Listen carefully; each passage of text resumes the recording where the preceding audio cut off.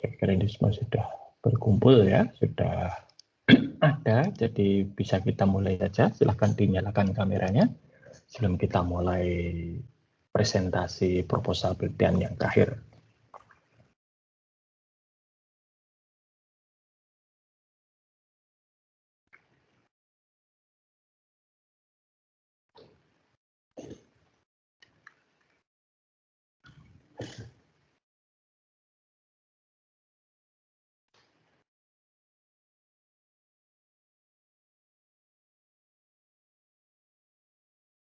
Baik, hari ini adalah giliran dari Esa, Nana, dan Salomo. Ya.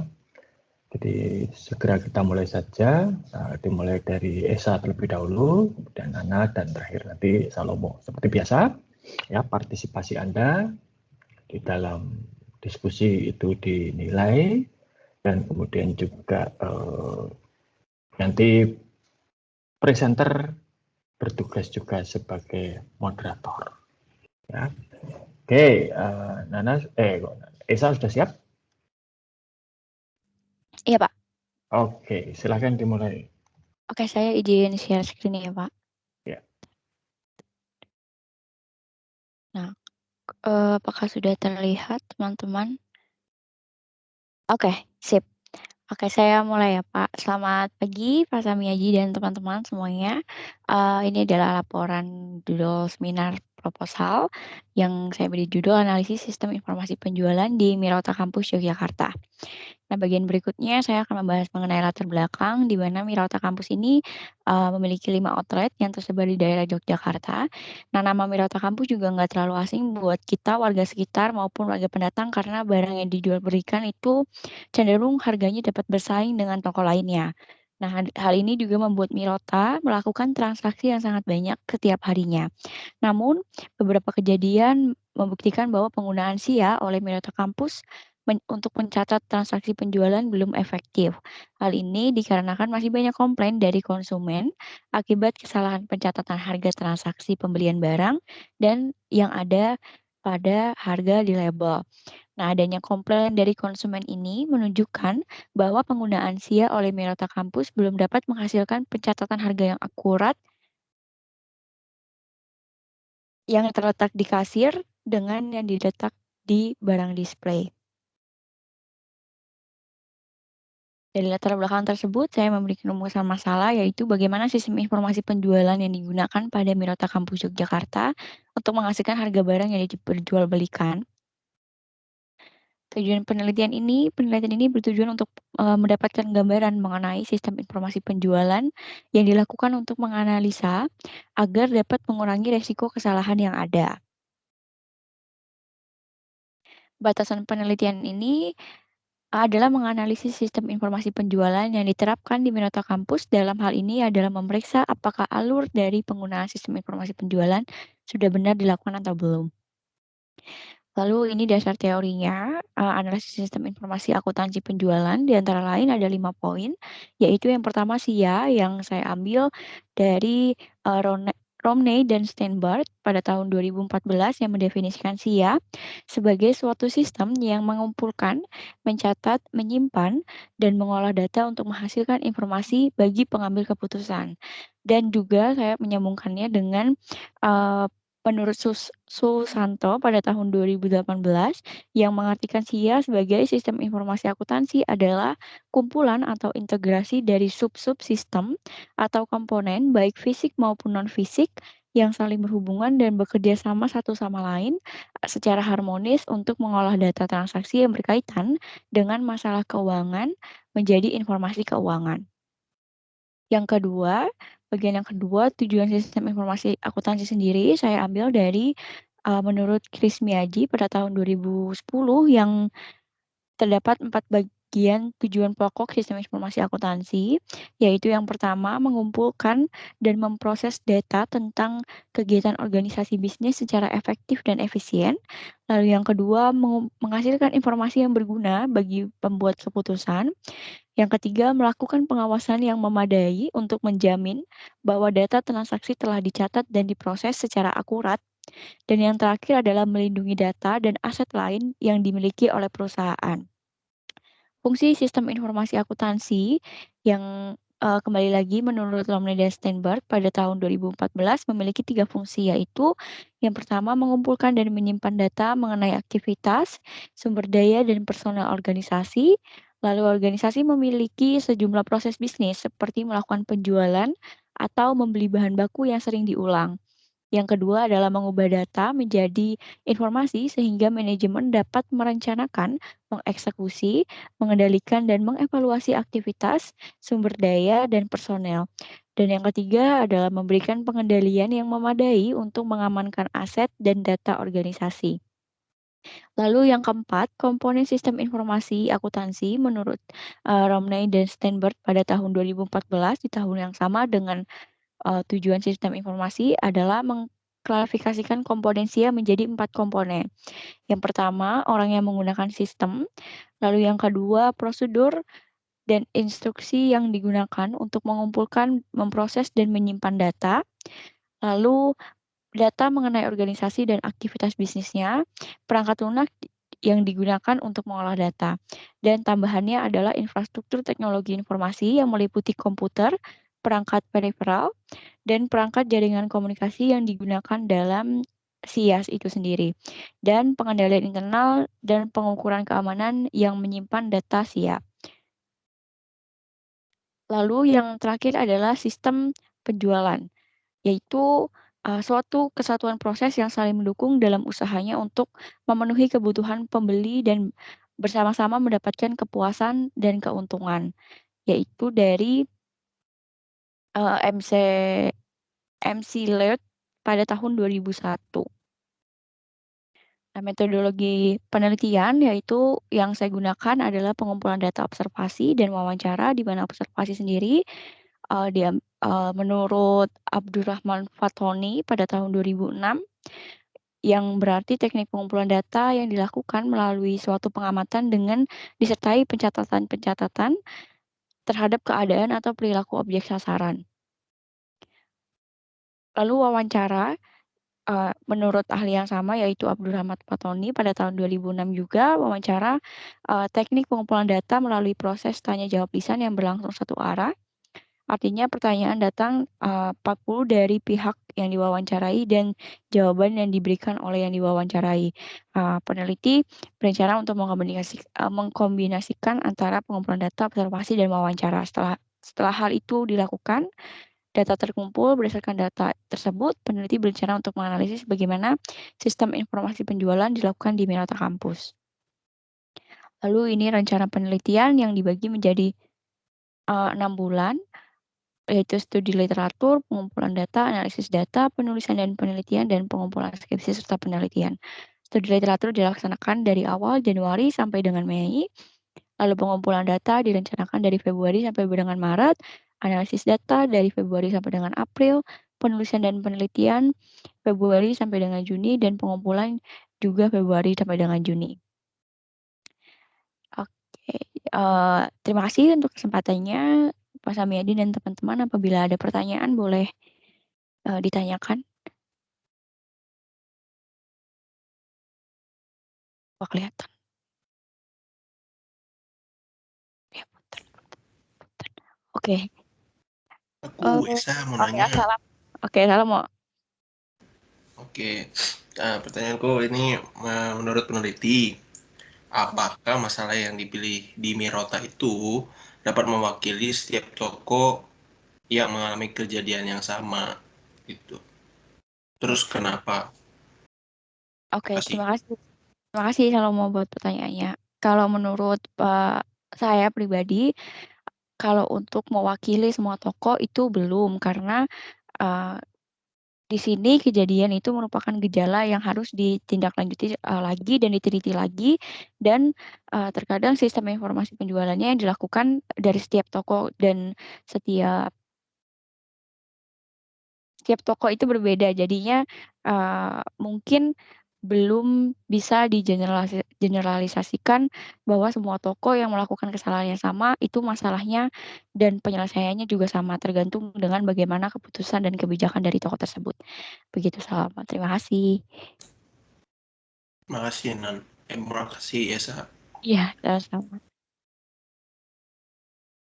Oke, ada pertanyaan lagi dari teman-teman? Nggak ada, oke. Oke, terima kasih kalau begitu untuk waktu dan kesempatannya. Saya kembalikan ke Pak Sapedi. Baik, terima kasih Esa. Ya, berikutnya adalah Nana, silahkan.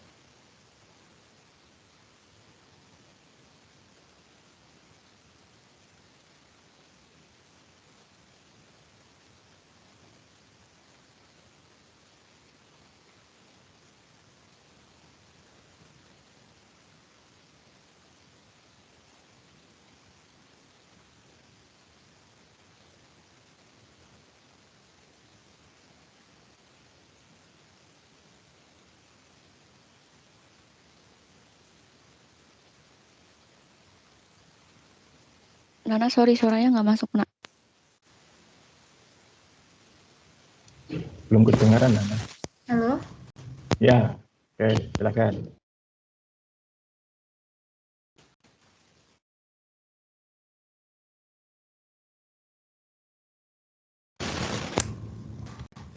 Baik, saya mulai sekarang. Apakah sudah masuk suara saya?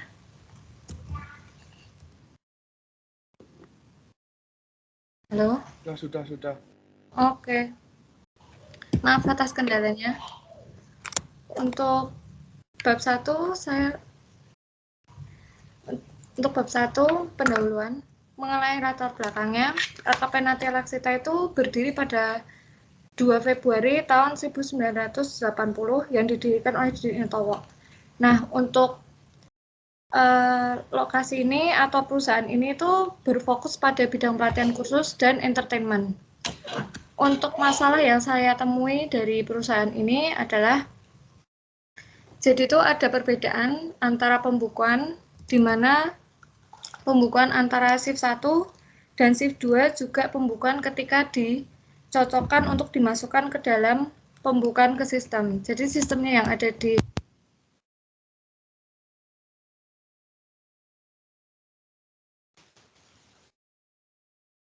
Kok suaranya hilang lagi, Nana?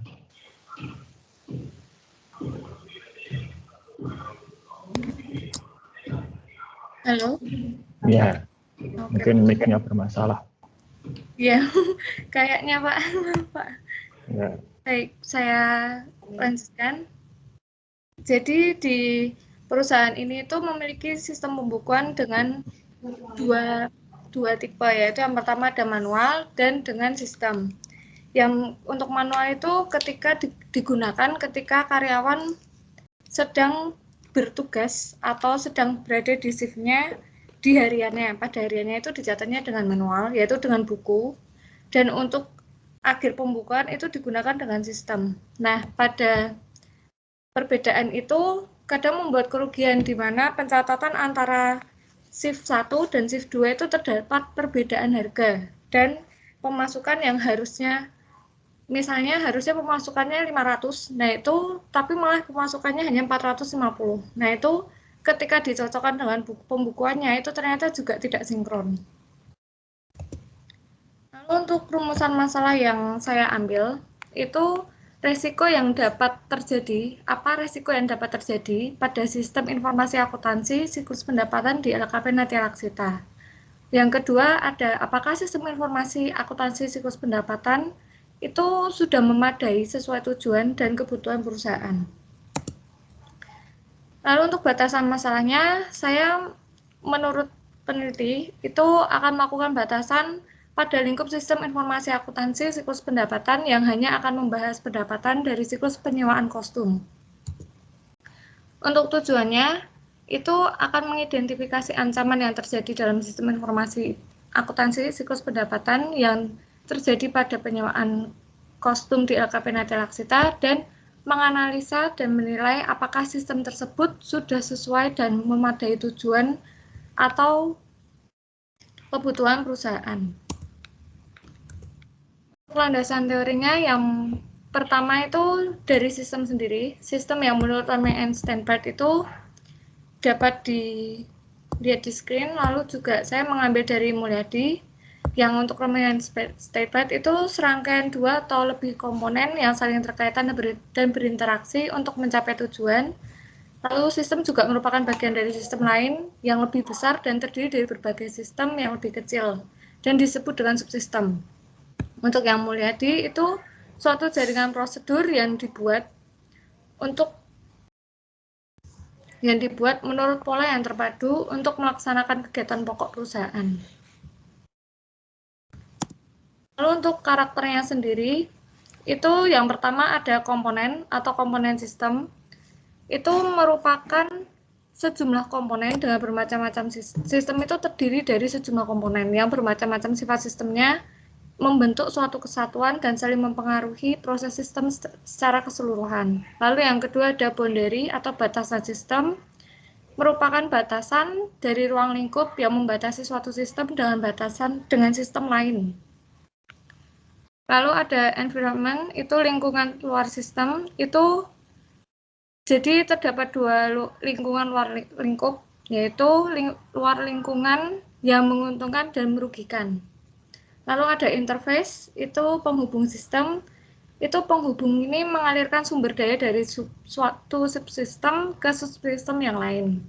Lalu ada input, pemasukan sistem, itu merupakan energi yang dimasukkan ke dalam sistem. Lalu ada output untuk keluaran, itu yang diolah dan diklarifikasi menjadi keluaran dan bisa menjadi masukan bagi sistem lain. Lalu ada proses pengolahan sistem, itu yang pengolahan data masukan menjadi keluaran. Lalu objektif atau sasaran sistem, itu merupakan suatu sistem pasti memiliki tujuan dan sasaran yang bersifat deterministik. Lalu yang kedua kami ada informasi. Ya, informasi ini saya mengambil dari Romein and Steinbart. Lalu juga ada karakteristik informasi, di mana informasi itu harus memiliki 7 karakteristik yang membuat informasi menjadi berguna dan berarti. Itu juga dari Romein and Steinbart, yaitu yang pertama relevan, reliable, lengkap, tepat waktu, dapat dipahami, dapat diverifikasi, dan dapat diakses. Lalu ada akuntansi, itu saya juga mengambil dari Romein and Steinbart. Lalu ada karakteristiknya juga, ini menurut Geso. Jadi akuntansi itu harus bisa mengidentifikasi, mengukur, dan mengkomunikasikan informasi keuangan tentang entitas ekonomi kepada pemakai yang berkepentingan atau pemakai yang berkaitan. Lalu ada kegiatan akuntansi, itu ada 4, yaitu pencatatan, penggolongan, peringkasan, dan pelaporan. Lalu ada sistem akuntansi, itu menurut Mulyadi itu suatu organisasi formulir, catatan, dan laporan yang dikoordinasi sedemikian rupa untuk menyediakan informasi keuangan yang dibutuhkan oleh manajemen guna memudahkan pengelolaan perusahaan. Lalu ada unsur sistem akuntansi, itu ada formulir. Formulir itu sendiri ada 2, yaitu secara manual dan secara komputer. Lalu ada jurnal.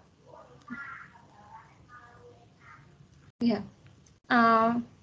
Lalu ada jurnal, lalu ada buku besar, ada buku pembantu, dan ada laporan.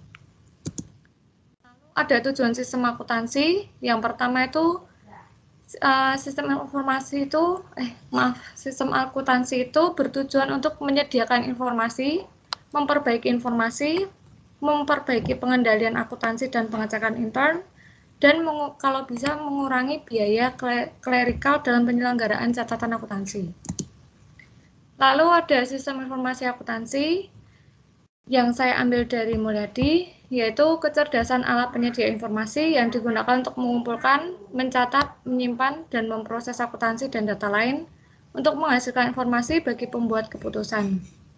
Lalu sistem informasi akuntansi sendiri itu memiliki komponen. Yang pertama ada orang yang menggunakan sistem, ada prosedur dan instruksi, ada data organisasi dan aktivitas bisnis, perangkat lunak dan pengolah data, infrastruktur teknologi informasi, dan pengendalian internal. Lalu untuk tipe sistem informasi sendiri itu ada sistem manual, sistem transaksi berbasis komputer, dan sistem database. Untuk tujuannya, sistem informasi akuntansi diharapkan dapat meningkatkan kualitas dan mengurangi biaya produk atau jasa, meningkatkan efektivitas organisasi, berbagi pengetahuan dan keahlian, meningkatkan efisiensi dan efektivitas, meningkatkan struktur, dan meningkatkan pengambilan keputusan. Untuk resiko sistem informasi sendiri itu diambil dari Romney and Stanford. Itu yang pertama ada bencana alam dan politik, yang terjadi seperti kebakaran, perang dan serangan teroris, banjir, gempa. Lalu yang kedua ada kesalahan perangkat lunak dan kegagalan fungsi peralatan. Itu ada seperti adanya bugs, kesalahan transmisi data yang tidak terdeteksi, pemadaman listrik atau fluktuasi. Lalu ada tindakan yang tidak diharapkan, seperti kegagalan mengikuti prosedur yang ditetapkan, kecelakaan yang disebabkan oleh kelalaian manusia, kesalahan logika, dan lain sebagainya. Lalu yang keempat ada tindakan yang disengaja atau kejahatan komputer, seperti sabotase, pengungkapan data yang tidak diotorisasi, penyalahgunaan aset, rekayasa sosial, malware, dan lain sebagainya. Lalu ada pengendalian resiko sistem informasi akuntansi yang dari Romney and Stanford itu ada kerahasiaan, integritas pemrosesan, ketersediaan, keamanan, dan privasi. Terdapat juga 3 fungsi untuk sistem informasi akuntansi, yaitu yang pertama ada pengendalian preventif, pengendalian detektif, dan pengendalian korektif. Untuk kategorinya sendiri, itu ada pengendalian umum dan pengendalian aplikasi. Itu 2 kategori yang dipisahkan dari 3 fungsi penting. Lalu ada siklus pendapatan yang saya ambil dari Romney and Stanford. Untuk aktivitas dasar siklus pendapatan sendiri itu ada entry pesanan penjualan, pengiriman, penagihan, dan penerimaan kas. Untuk resiko siklus pendapatan sendiri itu ada data induk yang tidak akurat, ada pengungkapan yang tidak sah, dan kekhawatiran akan kehilangan atau kehancuran data induk. Untuk pengendalian sendiri, itu ada pengendalian pada risiko data induk yang tidak akurat. Itu akan dilakukan dengan menggunakan integritas pemrosesan untuk meminimalisir kesalahan input data. Lalu untuk pengendalian pada risiko pengungkapan yang tidak sah terhadap informasi sensitif, itu dengan mengkonfigurasi sistem untuk menggunakan pengendalian akses yang kuat, dengan hanya mengizinkan karyawan yang berwenang saja untuk mengakses data. Lalu untuk pengendalian pada resiko kekhawatiran akan kehilangan atau kehancuran data induk itu dengan melakukan backup online secara real time, melakukan prosedur pemulihan bencana, dan mengimplementasikan sistem ERP. Lalu ada teknik dokumentasian sistem yang terdiri dari narasi, DFD atau data flow diagram, flowchart, dan materi tertulis lainnya. Untuk data flow diagram sendiri atau DFD itu memiliki elemen yang seperti yang pertama dari kiri itu sistem, lalu yang kedua itu sumber dan tujuan data, itu untuk menunjukkan suatu entitas, lalu yang ketiga itu ada penyimpanan data, itu merupakan data storage, untuk menunjukkan bahwa itu file data atau tabel, tempat penyimpanan data, lalu yang keempat ada aliran data, itu untuk menunjukkan arus masuk atau keluarnya suatu proses data. Lalu untuk flowchart itu memiliki beberapa variasi, diantaranya flowchart dokumen, flowchart sistem atau prosedur, flowchart program atau data. Untuk elemen flowchart sendiri, itu seperti yang ada di PPT, itu untuk dari yang pojok kiri atas, itu ada on-pack connector yang menghubungkan aliran proses yang terpisah, tapi masih dalam satu halaman. Untuk yang kedua itu ada off-pack connector, itu ada menghubungkan proses yang terpisah tapi di berbeda halaman. Lalu yang ketiga ada terminal, itu untuk memulai dan mengakhiri suatu aliran proses atau program. Lalu ada yang keempat ada arsip atau file, itu simbol untuk dokumen yang diarsipkan. T itu untuk tanda sebagai pengurutan datanya. Bisa diurutkan dengan nomor, abjad, atau tanggal. Untuk T itu tanggal. Lalu ada decision, itu tahapan pembuatan keputusan, diterima atau tidaknya suatu keputusan tersebut. Lalu ada yang kiri bawah itu dokumen, itu sebagai bentuk suatu dokumen atau laporan. Dan yang sebelahnya itu ada dokumen rangkap, itu merupakan dokumen yang disusun dalam beberapa rangkap dan dokumen asli atau tembusannya. Lalu ada buku besar atau jurnal, itu suatu jurnal, menggambarkan suatu jurnal, dan ada komputer processing, itu pemrosesan data yang dilakukan dengan menggunakan komputer. Lalu ada yang terakhir, ada manual operation, itu pemrosesan secara manual. Simbol ini biasanya diuraikan singkat dengan kegiatan manualnya. Lalu untuk metode penelitiannya, jenis penelitian yang diambil itu adalah studi kasus yang ada di LKP Natia Laksita. Terus juga akan melakukan penelitian terhadap data perusahaan yang berkaitan dengan siklus pendapatan dan sistem informasi akuntansi. Lalu juga penelitian akan dilakukan secara langsung di tempat dan diteliti terhadap objek tertentu yang dapat mendapatkan data yang akurat. Lalu subjek dan objek penelitiannya, subjeknya itu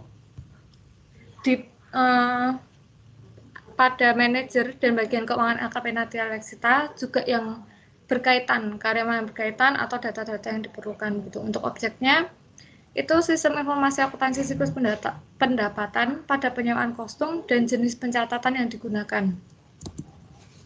Lalu untuk teknik pengumpulannya sendiri itu menurut Sugiono itu melalui observasi, wawancara, dan dokumentasi. Lalu untuk rencana penelitiannya sendiri itu studi literatur dilakukan dari pertengahan Desember sampai akhir April. Pengumpulan datanya itu dilakukan pada Januari sampai Maret. Analisis datanya juga dimulai dari Januari sampai April. Menganalisis dan merancang sistemnya itu dilakukan pada awal Februari sampai akhir Maret. Penulisan penelitian itu akan dicicil dan dimulai dari awal hingga akhir. Dan pengumpulan penelitiannya pada akhir Mei. Baik, sekian dari presentasi saya. Apakah ada yang ingin ditanyakan?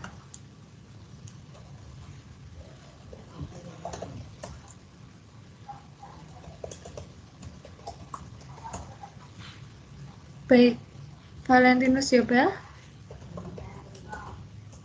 Oke Nana, terima kasih atas kesempatannya. Yang mau saya tanyakan itu dari rencana penelitian yang tadi sudah disampaikan, nah ini apa yang akan peneliti rencanakan dalam pembuatan laporan ini untuk kedepannya?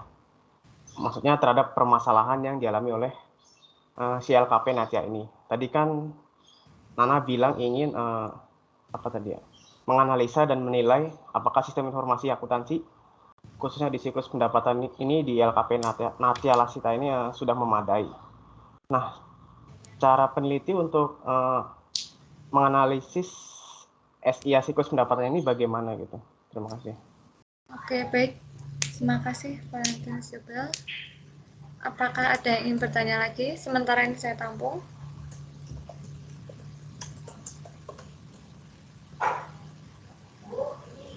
Baik, sepertinya tidak ada. Saya akan menjawab pertanyaan Valentinus Yobel. Untuk perencanaan yang akan dilakukan ke depannya, itu saya akan melakukan penelitian dan penelusuran antara flowchart atau diagram atau alur perusahaan itu berjalan. Jadi dari pendapatan penyewaan kostum itu sendiri, lalu akan dari pembukuan itu diarahkan kemana. Lalu setelah dijadikan pembukuan, apakah pembukuan itu langsung dikasih ke siapa atau masih diputar lagi? Saya kemungkinan akan mencari tahu dari flowchart tersebut bagian aliran pembayaran pendapatan itu, siklus pendapatan itu, dan pembayaran dari penyewaan kostum itu dari perusahaan tersebut. Dan saya akan meneliti apakah alur tersebut dapat, kalau dilihat dapat berjalan dengan lancar, atau apakah justru malah merumitkan perusahaan tersebut dalam mengumpulkan suatu bukti atau mengumpulkan pendapatan tersebut kayak gitu. Untuk diteliti juga. Lalu saya juga akan memberikan saran Kemudian akan memberikan saran bagaimana sebaiknya bagan atau aliran perusahaan itu yang baik itu bagaimana. Karena kan ada bagan atau aliran perusahaan basicnya yang kita pelajari di SIA kan ada. Kayak contoh-contoh yang ada di buku gitu. Kayak yang di Ron May and Stanford itu kan juga ada. Nah itu dari situ mungkin akan menyarankan bagaimana bagan yang sebaiknya lebih baik dan lebih mudah dijalankan oleh suatu perusahaan gitu mungkin. Berarti observasinya dari ada pelanggan nyewa kostum gitu ya? Iya.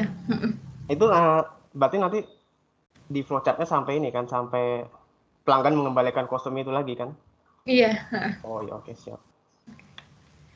Baik, begitu ya Pak jawaban saya. Ya, yuk, terima kasih. Ya, sama-sama. Baik, jika sudah tidak ada pertanyaan lagi, saya kembalikan ke Pak Samiaji. Terima kasih atas presentasi. Oke, baik, terima kasih. Yang terakhir, tapi istilahnya last but not least gitu ya, Salomo, silakan. Baik, izinkan saya untuk share screen.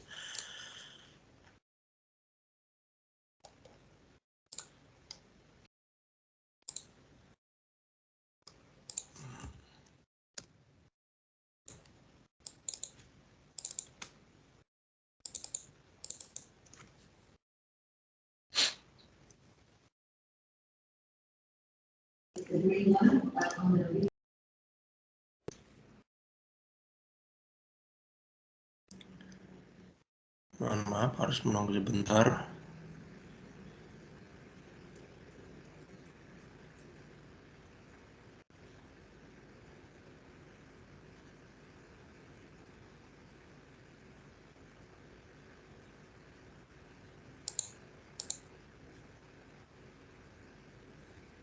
PPT-nya udah tampil atau belum nggak ya? Di tempatku Belum ya? Belum ya? belum muncul sama sekali. Bentar, tak share screen ulang.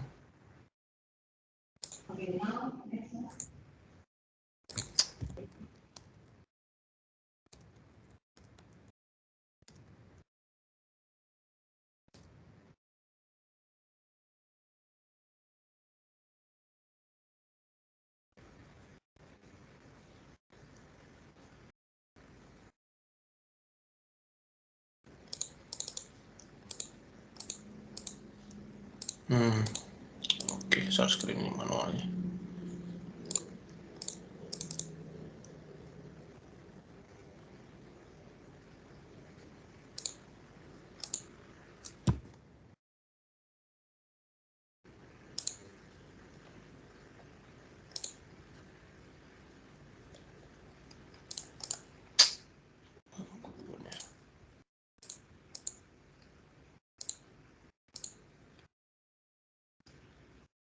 Apakah sudah terlihat?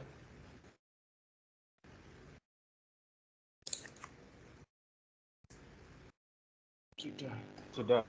Oke, baik. Oke, sebelumnya, maaf sebelumnya. Oke, sebelumnya selamat pagi pada Pak Samiaji dan teman-teman semua. Kali ini saya akan mempresentasikan tentang proposal saya, yaitu analisis perancangan sistem informasi akuntansi di persediaan toko Surya Indah.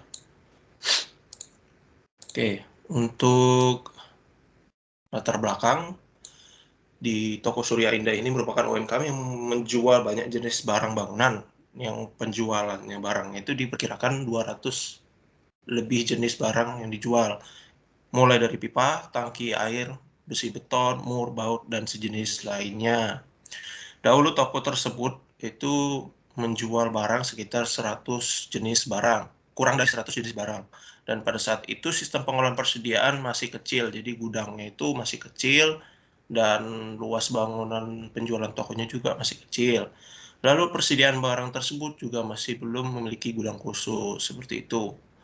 Ketika melakukan perluasan bangunan dan memiliki sebuah toko, terdapat beberapa permasalahan yang terjadi pada sistem persediaan toko tersebut. Yang pertama adalah sistem persediaan yang terdapat pada gudang itu diserahkan kepada karyawan, sehingga peletakan barang dalam gudang masih berantakan. Barang besar itu masih disatukan dengan barang-barang kecil, misalnya seperti besi beton itu ditumpuk dalam satu tempat, tetapi ada barang-barang kecil seperti kotak baut itu misalnya 12 lusin, taruh ditumpuk di dekat besi-besi beton juga, jadi ada yang kececer sampai bahkan barang tersebut hilang. Lalu yang kedua itu pemasukan barang dari supply itu berlebihan, mengakibatkan penumpukan barang di gudang. Pemilik toko merasa bahwa barang karena gudang itu besar, jadi mereka menerima supply dari mana saja. Jadi karena penjualan mereka itu berupa barang yang tidak mudah usang, pemilik menganggap bahwa masih ada sisa ruangan di gudang. Jadi pemilik toko menerima supply dari menerima barang dari supply yang ada, itu yang menawarkan barang-barang mereka, sehingga barangnya menumpuk. Lalu terdapat perbedaan bukti fisik yang tertera pada nota dan barang yang ada di gudang. Pemilik toko itu kurang mengecek karena dia menyerahkannya kepada karyawan gudang, bagian gudang. Jadi ada perbedaan bukti fisik yang tertera pada nota dengan barang yang ada di gudang. Karena juga karyawan yang menyusun itu menyebabkan penataan barang yang tidak tepat, lalu barang ada yang tercecer, makanya bukti fisiknya juga itu berbeda dengan yang ada di nota. Lalu yang keempat adalah pencatatan yang dilakukan masih manual, terkadang mengalami kehilangan bukti nota sehingga tidak dapat melakukan pengecekan bukti fisik yang ada di gudang dengan nota pembelian lalu penjualan.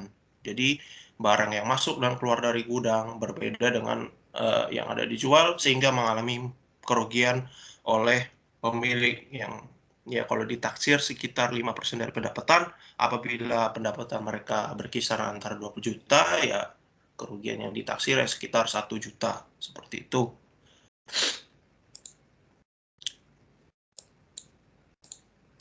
Lalu berikutnya adalah rumusan masalah. Rumusan masalah dari penelitian ini yang pertama adalah bagaimana menganalisis permasalahan dalam proses sistem informasi akuntansi persediaan toko Surya Indah. Lalu yang kedua adalah bagaimana cara untuk merancang sebuah sistem informasi akuntansi persediaan pada toko Surya Indah.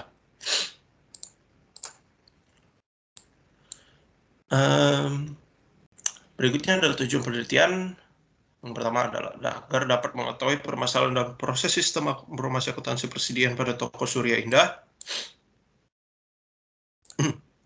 Yang kedua adalah merancang sistem informasi akuntansi persediaan pada toko Surya Indah dan menyelesaikan permasalahan yang terjadi.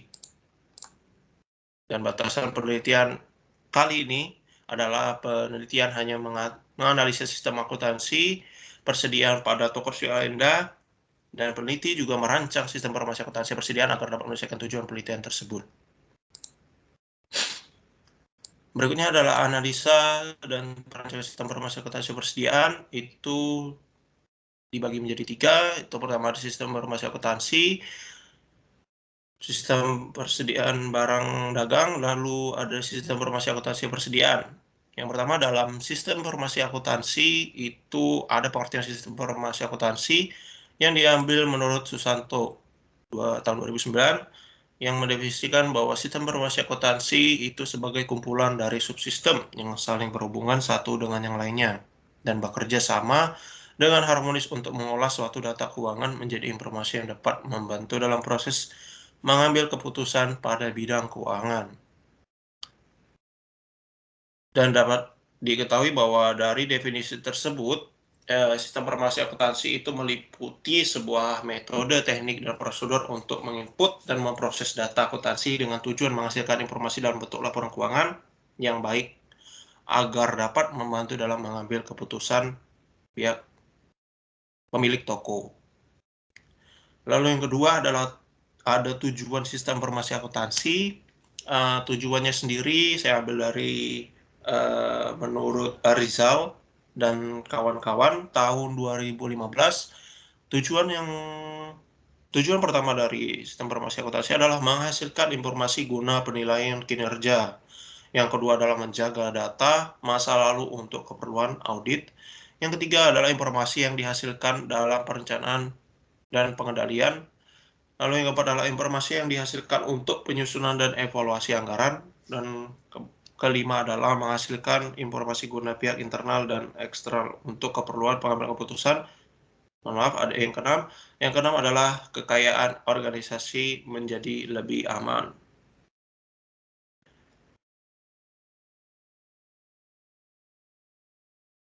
Berikutnya ada fungsi sistem informasi akuntansi.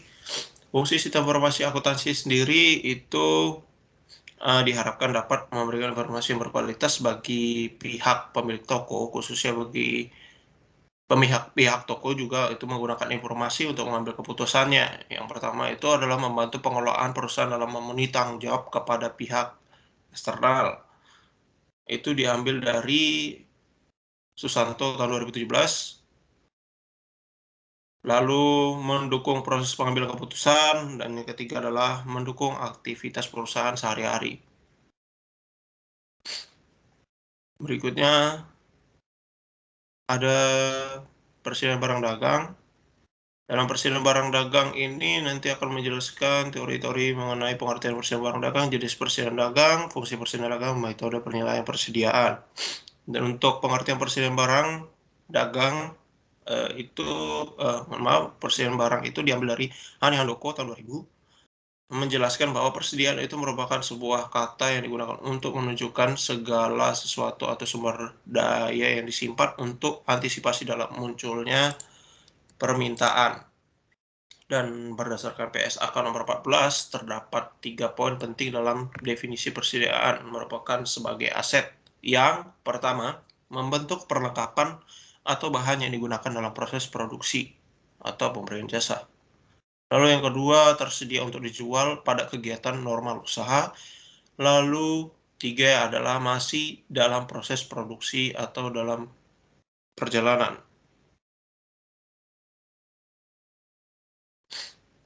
Lalu berikutnya adalah jenis-jenis persediaan.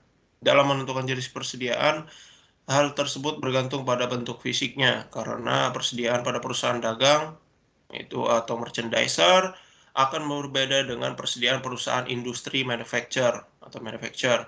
Berdasarkan klasifikasi jenisnya, itu ada menurut Handoko tahun 1999, membedakan menjadi beberapa jenis. Yang pertama itu ada persediaan bahan mentah, merupakan persediaan wujud seperti kaca, besi, kayu, timah, dan lain-lain. Persediaan bahan penolong itu biasanya seperti pembungkus plastik, label, dan harga produk. Tuh. Lalu yang ketiga adalah persediaan komponen rakitan, itu seperti sepeda motor, mobil, kendaraan lainnya. Jadi harus ada berbentuk komponen dijadikan satu supaya bisa berbentuk seperti sepeda motor, mobil, dan kendaraan lainnya. Lalu persediaan dalam proses itu barang yang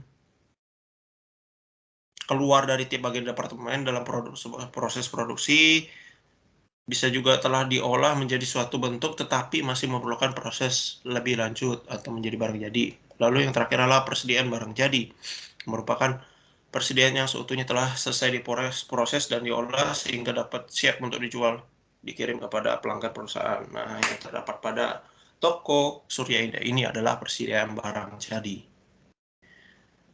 Lalu yang ketiga adalah fungsi persediaan. Persediaan memiliki fungsi dalam kelangsungan hidup perusahaan, dan menurut Muslich tahun 2019, fungsi persediaan itu adalah yang pertama, untuk berjaga-jaga pada saat barang di pasar sulit untuk diperoleh, terkecuali pada saat musim panen. Yang kedua, agar dapat menekan harga pokok per unit barang dengan cara menekan biaya produksi per unitnya. Lalu yang ketiga, agar dapat memenuhi pesanan pembeli dalam waktu yang cepat, maka penyimpanan barang diperlukan.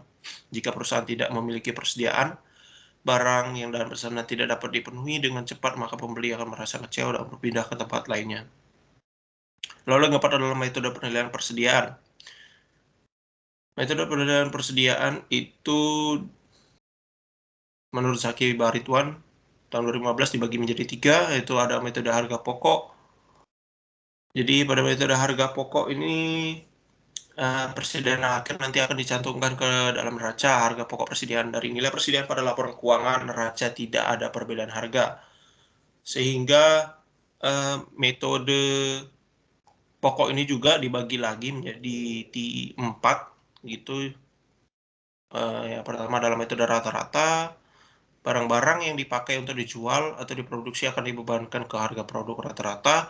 Lalu metode identifikasi khusus itu jika persediaan yang ditentukan asal pembelian metode tersebut dapat digunakan untuk ketika barang atau untuk ketika barang itu disimpan perlu dipisahkan tiap jenis berdasarkan harga pokoknya dan masing-masing kelompok tersebut diurutkan dari kartu persediaan sehingga masing-masing harga pokok dapat diketahui.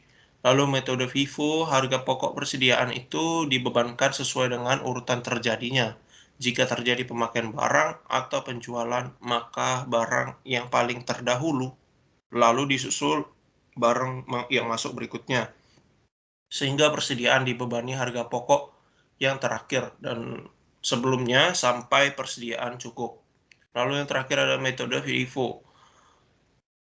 Metode LIFO. Ketika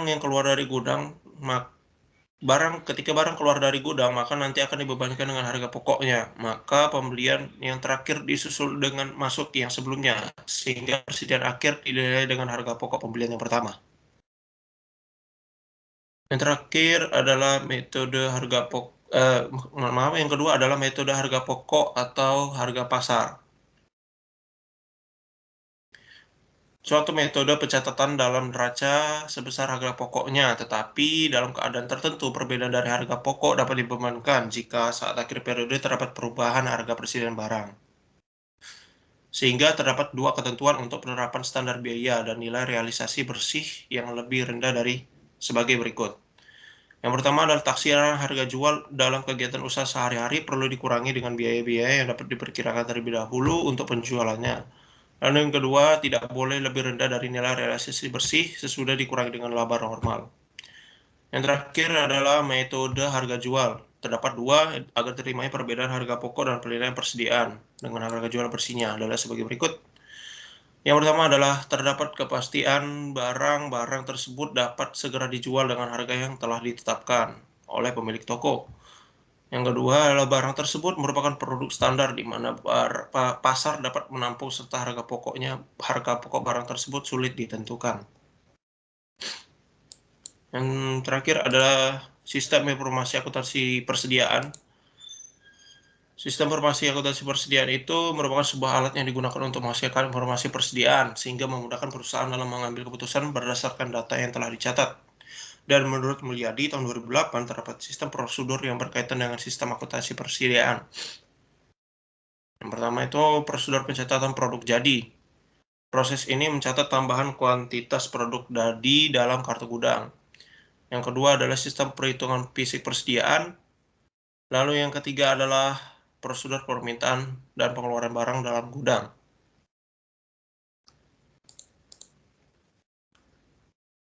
Berikutnya adalah ruang lingkup penelitian. Ruang lingkup penelitian kali ini lokasinya berada di Toko Surya Indah, Samarinda. Dan yang kedua, fokus penelitian ini adalah sistem persediaan pada Toko Surya Indah. Dan yang ketiga, Toko Surya Indah sebagai subjek dalam penelitian ini. Untuk komponen desain penelitian, yang pertama itu adalah tentang pertanyaan penelitian.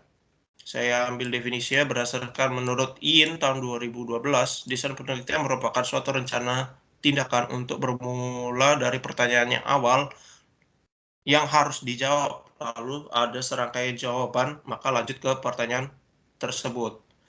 Desain tersebut dibagi menjadi 5 komponen utama.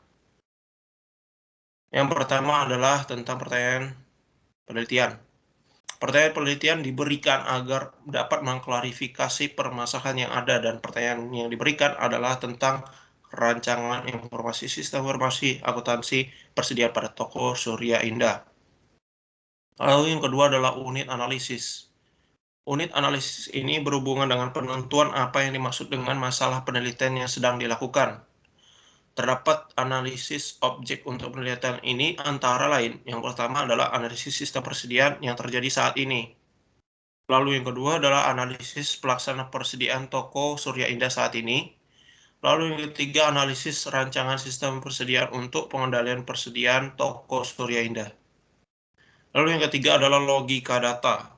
Pada penelitian ini membutuhkan data yang berhubungan dengan sistem persediaan milik toko Surya Indah, seperti prosedur pembelian suplai barang, lalu data karyawan bagian gudang, pengeluaran barang dari gudang, dan sebagainya. Lalu yang keempat adalah kebutuhan data. Data yang diperlukan dalam penelitian ini adalah hasil wawancara dari pemilik toko Surya Indah, serta referensi dan jurnal dari penelitian terdahulu. Lalu yang kelima adalah kriteria dalam interpretasi temuan. Interpretasi hasil temuan pada penelitian ini adalah pembaruan sistem persediaan yang berjalan dengan memberikan sistem persediaan yang baru dan terintegrasi untuk meningkatkan kinerja sistem informasi yang ada menggunakan teori sistem informasi akuntansi persediaan, sehingga dapat meningkatkan dalam pengelolaan persediaan toko Surya Indah. Lalu berikutnya ada jenis dan sumber data. Yang pertama ada data primer dan data arsip yang diambil menurut Hartono 2016. Data primer adalah data yang diperoleh secara langsung dari sumber asli, dan sedangkan data arsip itu merupakan yang dimiliki oleh pihak lain. Dalam penelitian ini, peneliti menggunakan data primer yang merupakan hasil dari wawancara dan data arsip, dan juga menggunakan data arsip merupakan studi kepustakaan serta media online yang dapat menunjang jalannya penelitian tersebut. Lalu berikutnya ada prosedur pengumpulan data. Pengumpulan data itu ada wawancara ya tentang pertanyaan. Yang menjadi narasumber adalah pemilik toko Surya Indah serta beberapa karyawan yang bertanggung jawab masuk keluarnya barang dari gudang. Lalu yang berikutnya adalah dokumentasi, itu berupa gambar pencatatan dan penyimpanan informasi, dan foto dan video dari observasi pada objek penelitian, serta hasil rekaman wawancara akan menjadi bukti penanggung-jawaban atas dilakukannya penelitian ini. Lalu yang terakhir ada studi literatur, itu bentuknya buku jurnalnya, itu studi literatur penelitian ini berkaitan dengan informasi sistem persediaan, sistem informasi akuntansi, dan pengembangan sistem. Jadi ngambil dari media, buku, atau online lainnya untuk menunjang jalannya penelitian ini. Itu saja dari presentasi saya. Apabila ada kekurangan, mohon maaf. Mungkin dari teman-teman ada pertanyaan? Saya akan bertanya, saya mencoba bertanya. Oh iya. Peneliti sempat menyinggung mengenai pengkodean barang. Lalu sebenarnya apa sih tujuan dalam pengkodean barang? Tujuan pengkodean barang serta hubungannya dengan sistem persediaan itu apa sih? Oh iya, baik, terima kasih. Mungkin ada yang lain? Ini tampung dulu.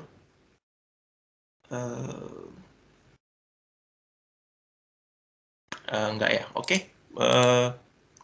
Oh iya, tadi ada pengkodean barang. Pengkodean barang itu sebenarnya sebagai pengganti nama atau uraian bagi tiap golongan, kelompok, atau jenis barang. Jadi memudahkan kita itu untuk ingatan dalam mendapatkan kembali barang yang ringan. Jadi kalau misalnya dalam menggunakan sistem, itu kan lebih memudahkan kita dalam penggolongan data. Jadi kadang ada barang yang sama dan fungsinya itu barangnya sama, namanya sama, tetapi bahannya itu yang berbeda. Jadi ada penggolongan, misalnya seperti baut. Baut itu jenisnya itu ada puluhan. Jadi kalau baut itu harus dikategorikan, ya dikategorikan itu berdasarkan fungsinya supaya lebih mudah membantu pengelolaan persediaan. Jadi misalnya baut apa ya namanya,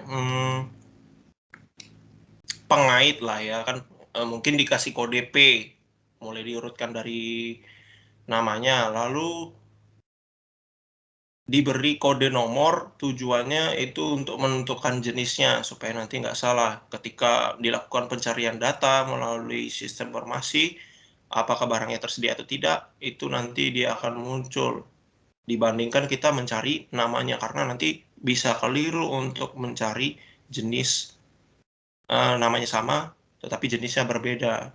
kemungkinan human error itu terjadi seperti itu. Jadi untuk klasifikasi menggunakan kolom itu lebih mudah untuk mendapatkan data yang diinginkan. Seperti itu, Tristan. Oke, baik. Terima kasih. Lalu mau nambahin dikit dong, coba tadi bagian apa metode pengumpulan data. Oh ya, baik. Siapa tahu ini bisa jadi pertimbangan.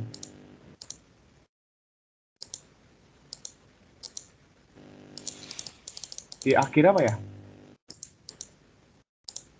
Nah, Ini. itu ya, memang pengumpulan data tidak menggunakan observasi ya? Oh ya, mohon maaf. Ini lupa saya masukkan. Observasi iya, harusnya ada. Oh, iya. Betul. Terima kasih masukannya. Ya. Saya jadi pertimbangan. Terima kasih. Terima kasih.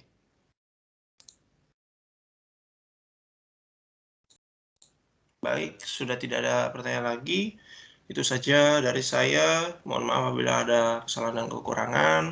Terima kasih. Ke waktu saya kembalikan kepada Pak Samiyaji. Baik, terima kasih Salomo. Nah, oke, dan demikian ya bisa dikatakan rangkaian perkuliahan seminar kita sudah selesai. Ya, nanti yang perlu kalian lakukan berdasarkan masukan baik dari saya maupun yang memberikan tanggapan atau pertanyaan dan masukan seperti Tristan pada Salomo tadi, silakan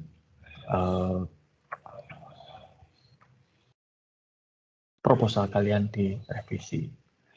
Kemudian sebelum dikumpulkan harus diuji Turnitin ke perpustakaan. Dulu berapa? 30% ya saya batasnya ya. Oke. Jadi maksimal similarity adalah 30%. Di bawah itu ya sangat bagus, di atas itu ya nanti harus diperbaiki. Sehingga maksimal hanya boleh 30%. Ya. Paling gampang tuh nanti di similarity index kalau misalnya lebih dari 30% itu akan ada keterangan mana yang dianggap mirip dengan sumber lain atau karya orang lain. Nah, itu nanti tinggal diubah. Ya. Kalian bisa melakukan parafrase ataupun penggantian kalimat dengan kalimat kalian sendiri dan jangan lupa untuk memberikan referensi. Ya, kalau kalian memberikan referensi dengan benar, dengan baik, itu biasanya similarity-nya akan sangat rendah. Ini tulisan saya yang baru sekarang sedang direview di jurnal, itu saya tidak ngecek apa-apa ya, tidak saya turnitin itu. Ketika diturnitin oleh jurnal itu hanya 9%. Padahal itu satu penelitian yang sudah banyak dilakukan orang lain. Ya, tapi karena saya menulis sendiri, saya beri referensi yang memadai, ya memang kalau saya mengutip atau saya mengambil dari karya orang lain, ya saya akui, maka turnitinnya hanya 9%. Ya, jadi seperti itu. Oke, nah selanjutnya apa? Selanjutnya nanti adalah kalian akan meneruskan harapannya penelitian yang atau proposal kalian ini bisa diteruskan ke skripsi. Ya, dan pasti skripsinya harus sistem karena seminarnya sudah sistem, ya. Nah, ada beberapa catatan saya terkait dengan proposal. Satu, ya nanti kalau kalian meneruskan ke skripsi itu realitanya belum tentu apa yang kalian rancang atau yang kalian desain pada proposal ini bisa diteruskan. Ya. Misalnya tadi ESA di Merita Kampus, tapi ternyata nanti pada sekarang masih ada jeda ya untuk bisa skripsi. Kalian kan belum selesai teori ya, jadi belum bisa skripsi. Tapi nanti katakanlah ESA akan skripsi, pada saat ESA skripsi ternyata permasalahan di Merita Kampus sudah selesai.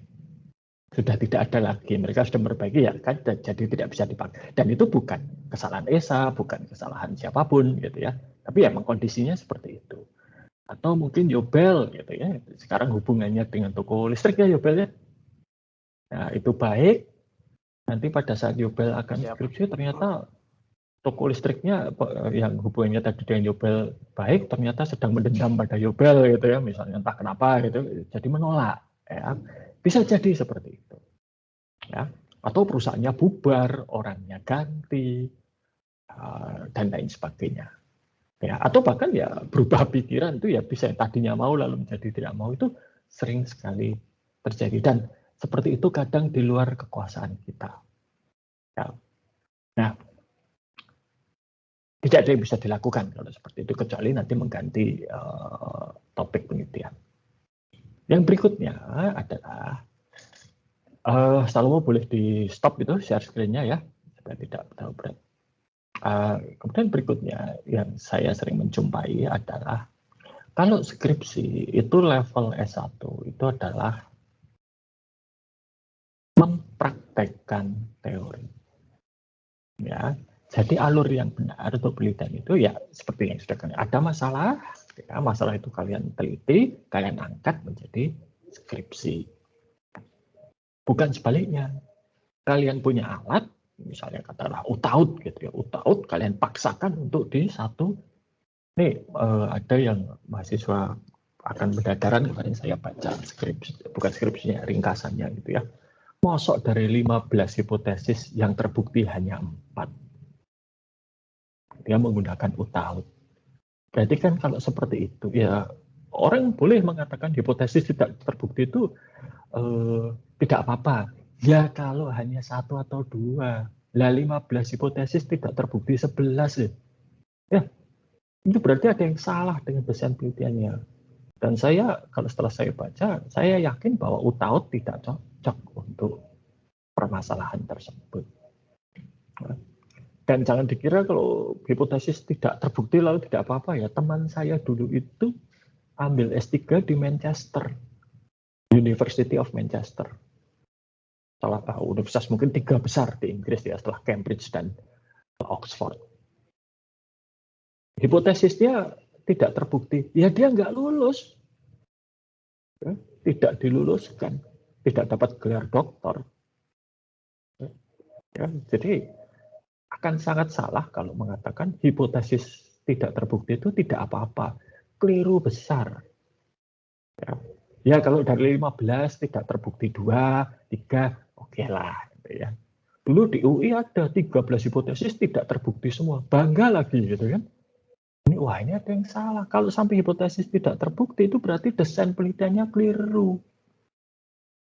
Ya, teori yang digunakan keliru. Nah, maka nanti kalau kalian akan skripsi, satu yang sangat saya sarankan, dan ini sudah dibahas oleh para dosen pengampu metodologi penelitian, kalian harus paham kalau ada teori itu kegunaannya untuk apa. Tapi yang lebih lagi utama itu adalah temukan masalah dulu, pahami masalahnya, baru kemudian diangkat. Kalau kalian perhatikan dalam beberapa kali kita sesi bimbingan proposal ya, diskusi proposal, itu kan selalu saya tanya, masalahnya apa? Masalahnya apa? Masalahnya apa? Bukan teorinya apa, tapi masalahnya apa? Nah, kalau kalian sudah tahu masalahnya apa, memahami masalah tersebut, baru bisa dicari teori yang pas untuk penelitian masalah tersebut. Bukan dibalik. Punya teori, dibawa ke partisipan. Itu namanya cari masalah kalau seperti itu. Ya. Cari perkara, bukan hanya masalah, cari perkara. Gitu, ya. Jadi coba temukan masalahnya apa. Ya, lalu diangkat ke penelitian. Dari situ nanti baru dicari teori yang bisa digunakan untuk penelitian tersebut apa. Penelitian itu tidak selalu harus menemukan solusi. Ya, oh dia punya masalah persediaan, lalu dibuatkan sistem persediaan. Belum tentu seperti itu. Ya, bisa jadi ada masalah-masalah lain yang bisa diangkat. Gitu ya. Nah, jadi itu, ya. Jadi sekali lagi jangan bawa teori di kampus untuk dipaksakan pada partisipan atau subjek penelitian kalian atau objek penelitian. Tapi lihatlah masalahnya apa, angkat, kemudian cari teori yang pas untuk penelitian dengan permasalahan tersebut. Ya. Oke, jadi nanti yang dikumpulkan 2, ya, proposal yang sudah direvisi dan hasil Turnitinnya yang menunjukkan sudah 30%. Nanti ke perpustakaan ada itu. Kunjungi website perpustakaan, mereka akan ada orang yang khusus bantu Anda. Ya. saran saya jangan mepet ya, karena perpustakaan itu juga punya jadwal tersendiri ya, dan mereka punya standar. Kalau tes Turnitin itu berapa lama itu nanti silahkan ditanyakan, sehingga misalnya nanti siang mau dikumpulkan tes Turnitinnya sekarang ya nggak bisa ya. Perpustakaan itu juga punya jadwal, punya beban pekerjaan tersendiri. Jadi silahkan dikoordinasikan dengan pihak perpustakaan. Oke, itu saja dari saya. Ya, nanti kalau ada pertanyaan bisa disampaikan melalui Microsoft Teams. Ya. Selamat belajar untuk ujian akhir semester. Ya, semoga sukses dan sampai jumpa pada kesempatan yang lain. Selamat siang. Selamat siang, Pak. Terima kasih. Selamat siang, Pak. Sama-sama.